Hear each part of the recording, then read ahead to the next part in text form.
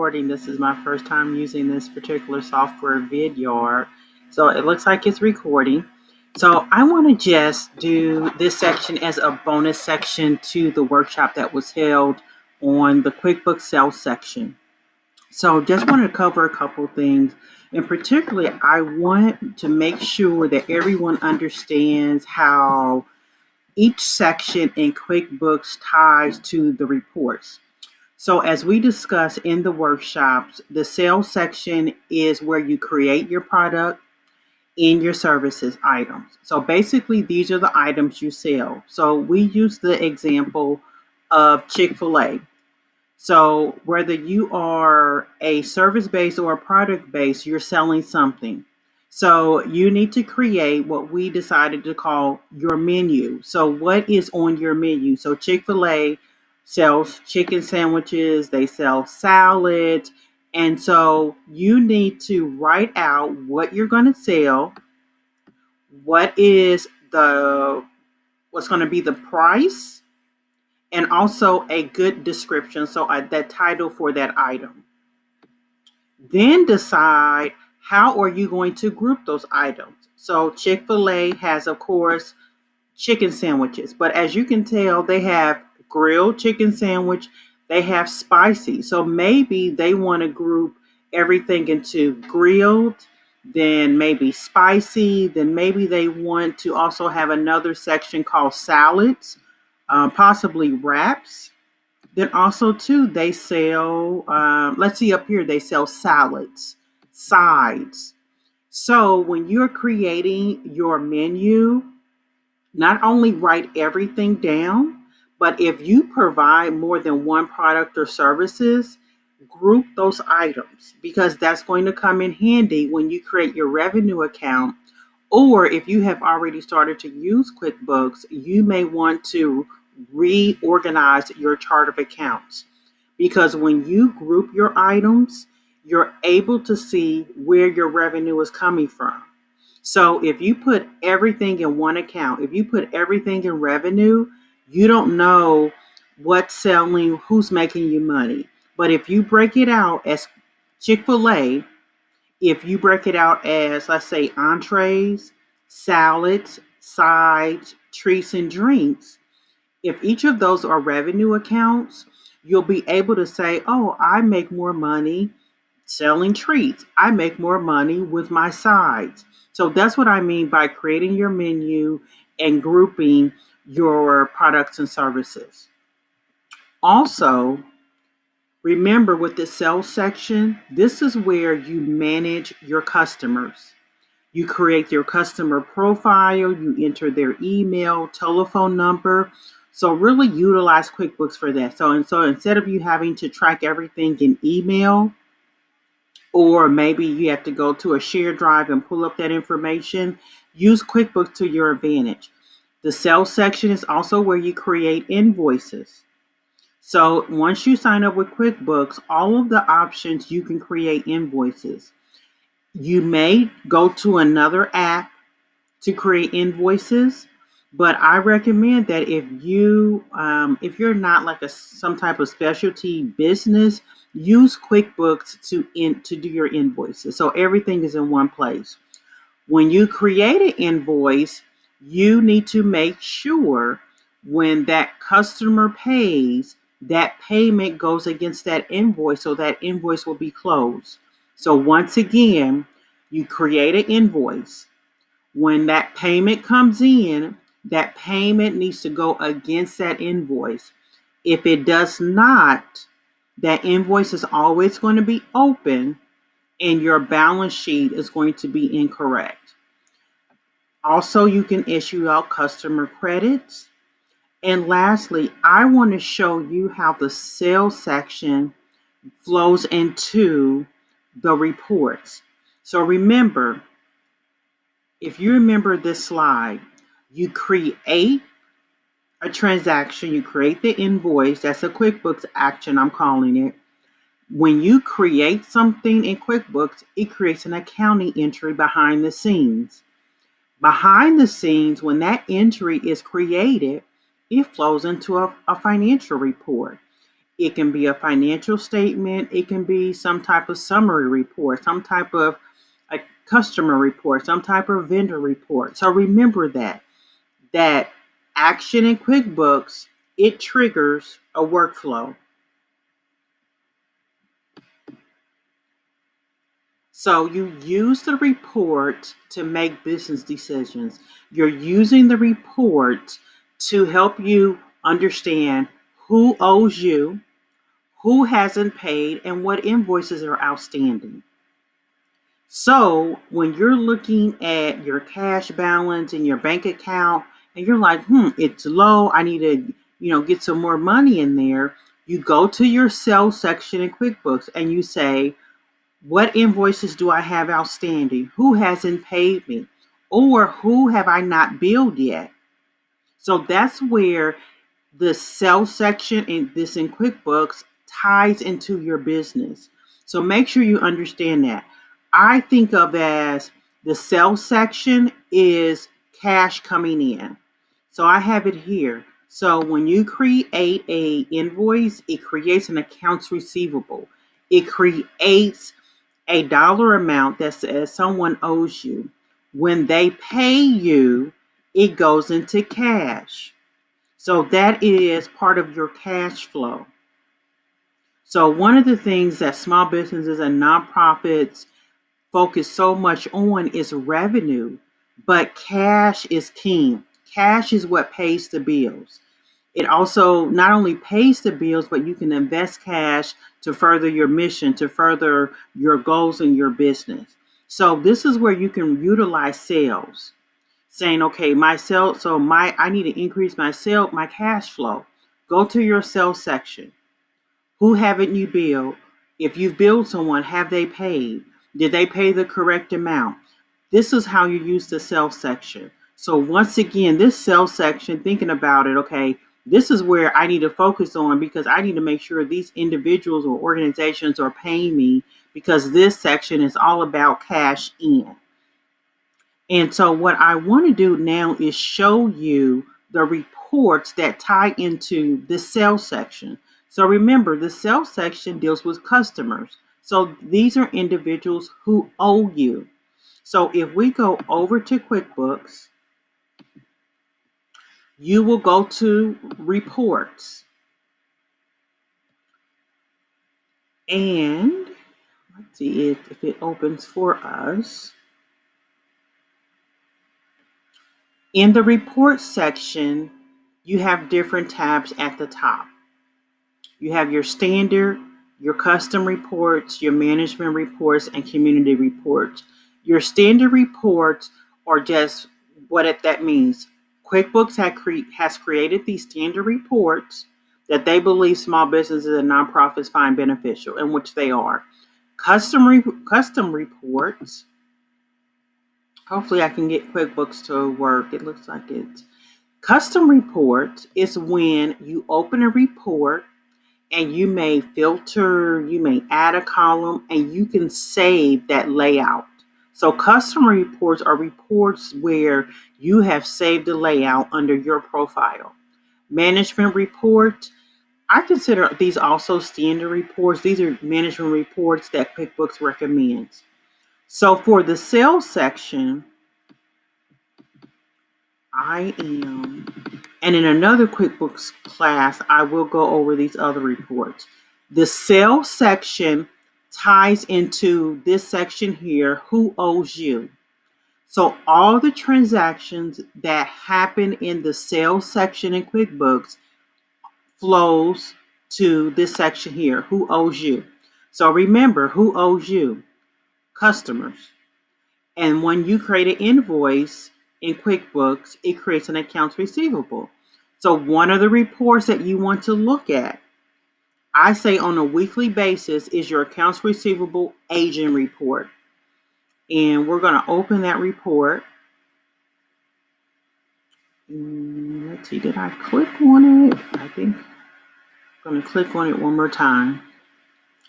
Accounts receivable aging report.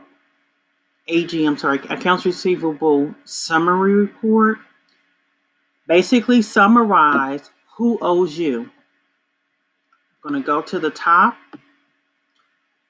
On all of the QuickBooks reports, you can filter by date, month, year, certain period.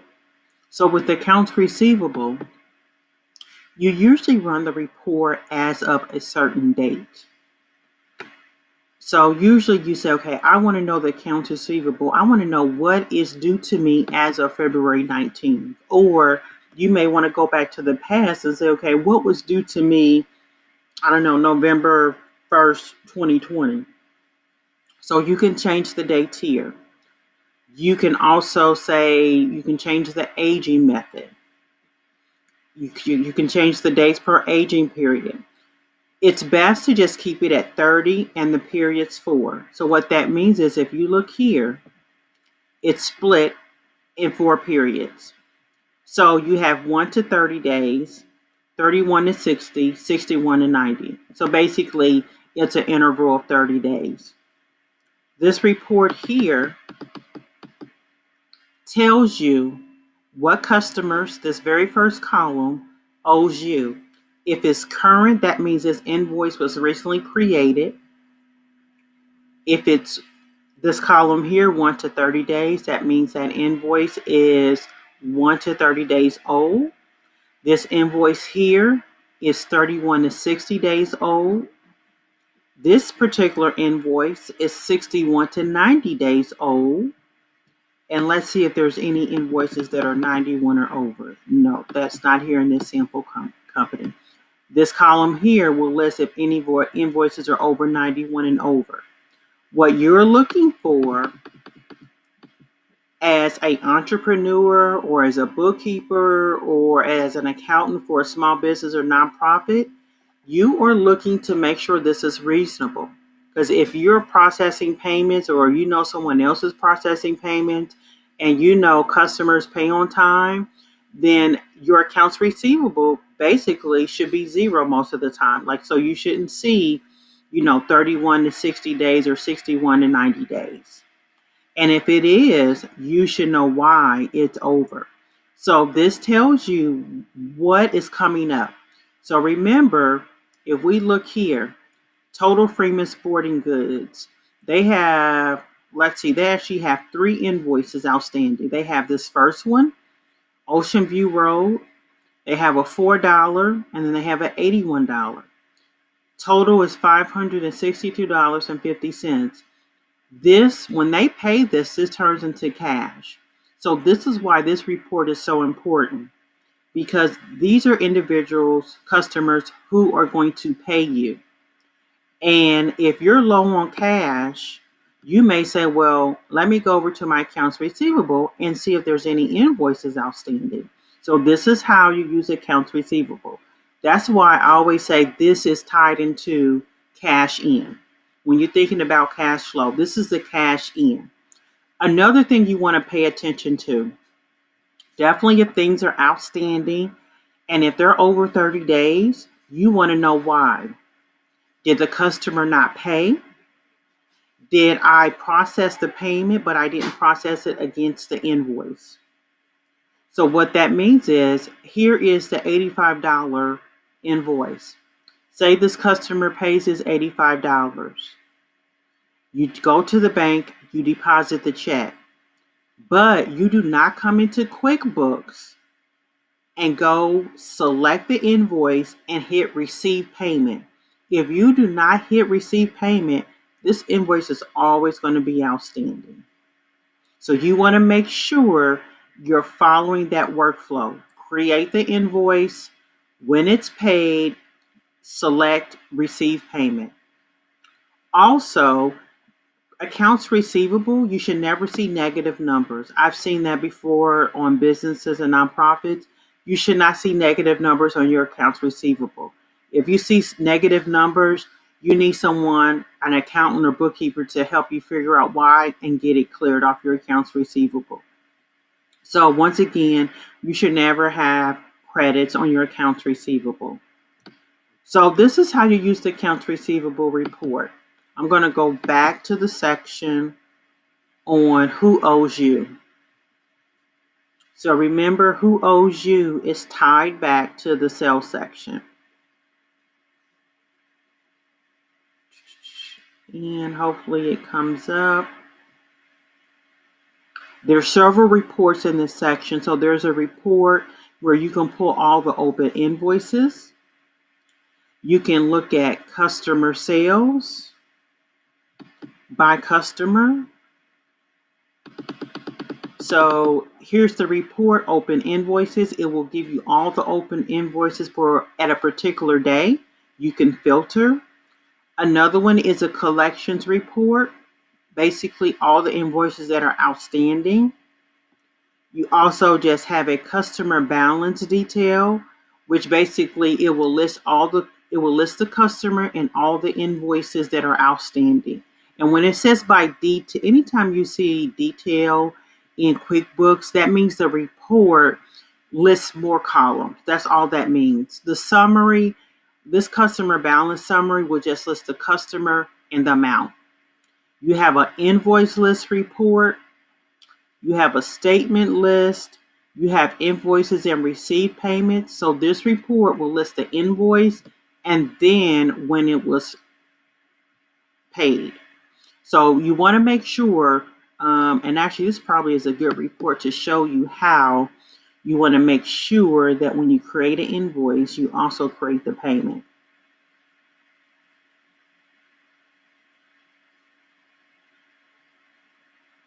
And hopefully it comes up. Oh, yep. So if we look here, we have Amy's Bird Sanctuary. I'm going to start here at the second column. Second row.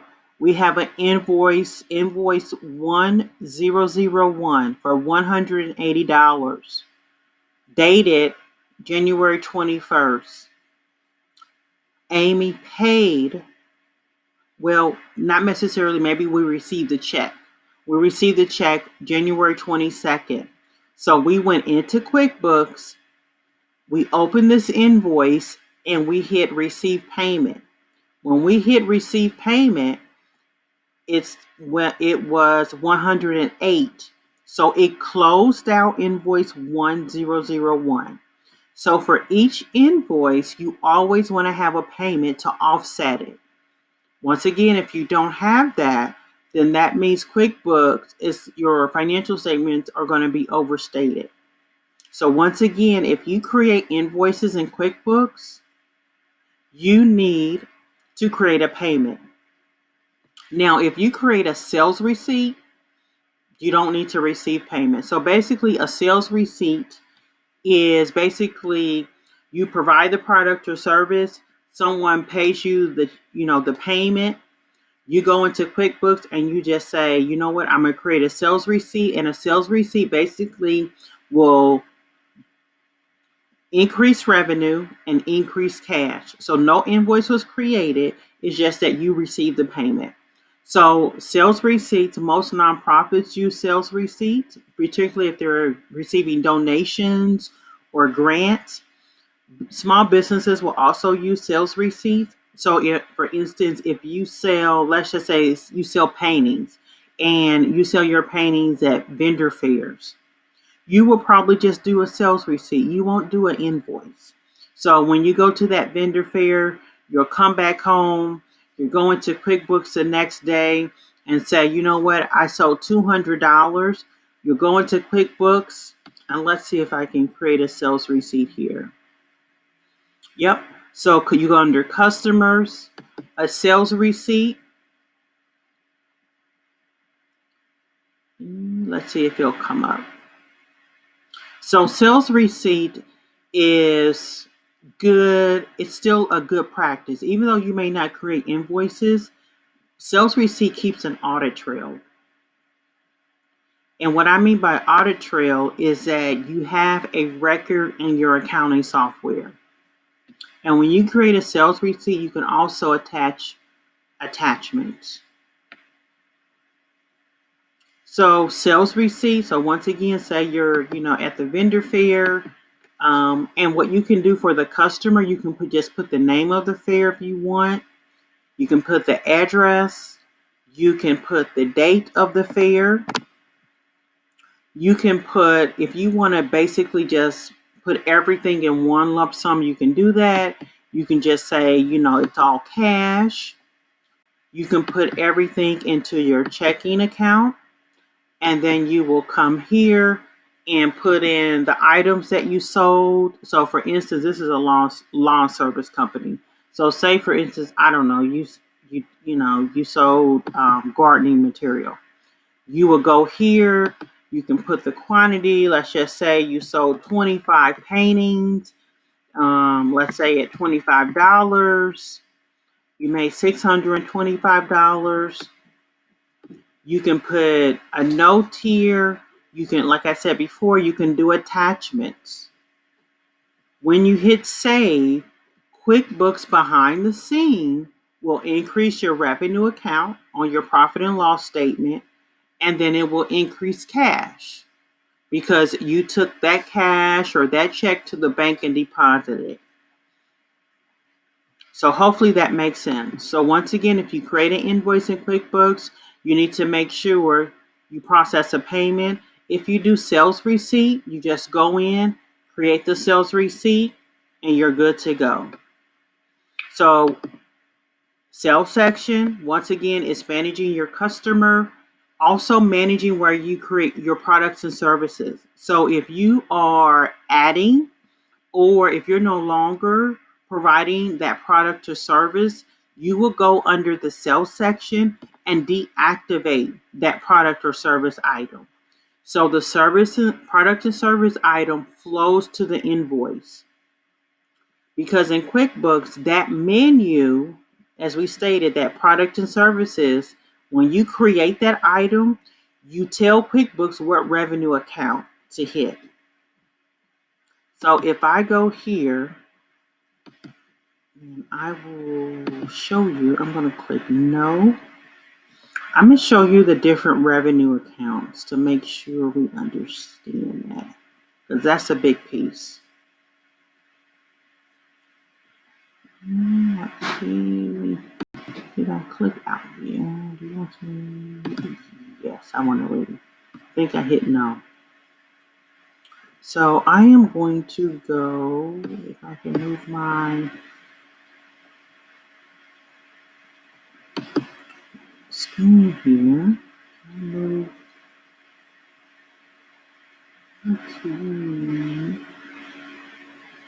Trying to move. I see my little picture here. Let's see if I can move. I am going to go to the chart of accounts, and I am going to show you the different revenue accounts. And what I mean by you create your menu and then you group them. Those group titles should correlate to your revenue account. So I'm here at the chart of accounts. So your chart of accounts are all the accounts that you use.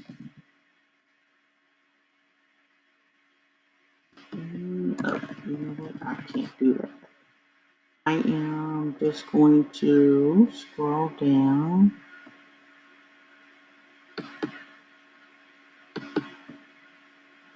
I'm going to scroll down so you can see. And I'm going to move. Hopefully I can move my picture here. So here, the chart of account section, we have the name of the account, the type of account, detail type. So type, this is very important. This is where you have to know some basic accounting. Each account is a certain type. So if it's an expense account, it's an expense, like utilities will be an expense account that flows to the profit and loss statement. If it's a income, if it's revenue, it's labeled income, and that flows to the profit and loss statement. So when you're creating accounts, you need to make sure you understand what type it is, because QuickBooks doesn't know, is it will actually ask you. So in this particular example, this is a lawn care service. They have several income accounts. So for instance, they offer landscaping. They also do some labor, which they do some installation, maintenance, and repair. As you can see, they have their income broken out and made in two major categories: landscaping and labor. Landscaping, they have job materials. Then under job materials, they have decks. So they go and, maybe, build decks and patios. They do fountains and gardening, plants, sprinklers. So as you can see, so if we think about Chick-fil-A, in this particular example, they have said, okay, I sell products and services, and I have grouped them into decks and patios. So for instance, they may say, okay, I build wooden decks. That product will fall under decks and patios. Let's say they, I don't know, they do marble patios. That will fall here. Fountains and garden. Say they do waterfall fountains. It will fall here.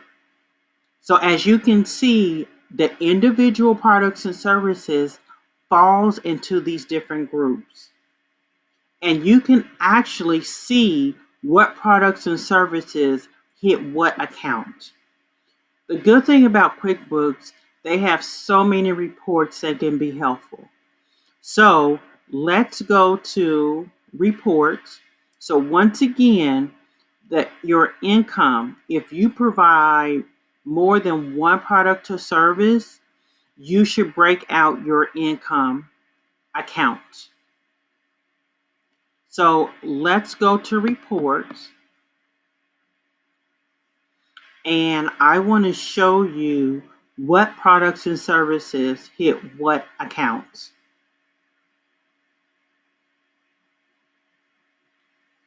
And QuickBooks is still thinking and thinking and thinking.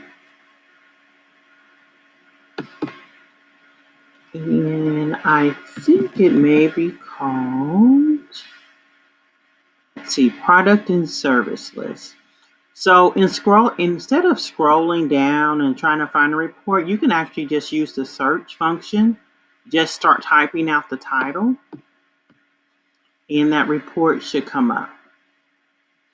And hopefully this is the right report that I want. Okay, I think it is. So this is the product and service list. So this particular company, they have created these products and services. So this is their menu. So they have design, which is a service. So they may go in and design how someone wants their garden to see. So this is design. It's a service type. They put a description and they say, okay, it's $75. Let me find an inventory. Here's an inventory item where they charge a client for a fountain pump. So it's an inventory item. It's a fountain pump. They charge $15. It costs them $10. And as you can see here, they have $25 on hand. I am going to now see if I can bring in the income account. So I'm going to go to this wheel here and see. Oh, there we go. So what I did here, this wheel here, this, I call it a wheel. I'm not sure what I can't remember what QuickBooks calls it. This wheel here, anytime you see this in a report or any section of QuickBooks, you can click here and see what columns you can include. So I'm going to click the income and also expense because I want to see what income accounts. And this is perfect. So what I'm going to do is I am going to filter on the income account if I can. Here we go. I'm going to go to sort, and I want the income. I just want to sort it by ascending.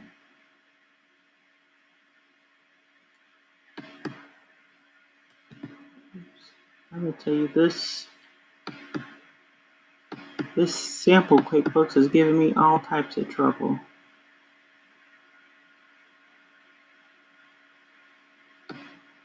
Is it gonna let me? Okay. Nope, there we go.